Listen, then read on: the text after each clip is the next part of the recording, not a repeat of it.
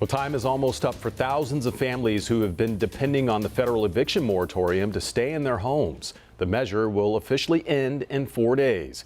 It's been in place since September of last year. After July 31st, landlords will be able to start evicting people who have not paid rent.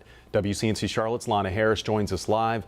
Lana, what is Mecklenburg County doing to help keep people in their homes?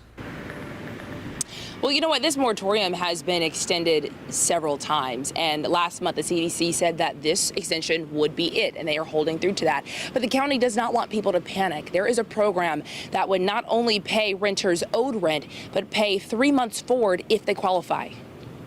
We want to get this money out into the community. We want to keep people in their homes. Pamela Weidman, the director of the City of Charlotte's Housing and Neighborhood Services Department, says thousands of families in the city and across Mecklenburg County are at risk of losing their homes with the eviction moratorium ending on Saturday. From what we hear, that there are about 19,000 households across Mecklenburg County that are currently late on rent. Julie Porter, the president of the nonprofit DreamKey Partners, says there is financial help available for those facing eviction through the RAMP CLT program, which will pay all of renters owed rent plus up to 3 months forward.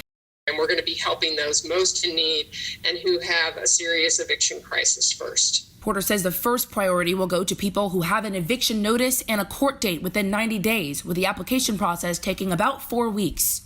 Even if a customer has provided everything right, if they happen to be in a lower priority group, they may see some time delay. Aaron Barbie with DreamKey Partners says there are already 14,000 applications, and the organization has paid out an average of $8,000 in rental assistance per family. But even with the promise of more need incoming, Barbie says they aren't concerned about running out of money just yet. It's all dependent upon the amount that each person needs. We're paying out $8,000 per individual. That would reduce the amount of people that would be able to receive assistance. Barbie says with their current funds, they can help a few thousand more people, but do expect additional funds to help with the influx.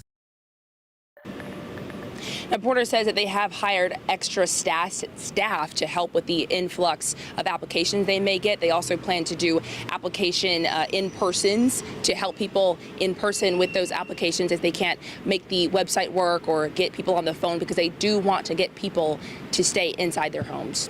Lana Harris, WCNC Charlotte. Lana, thank you.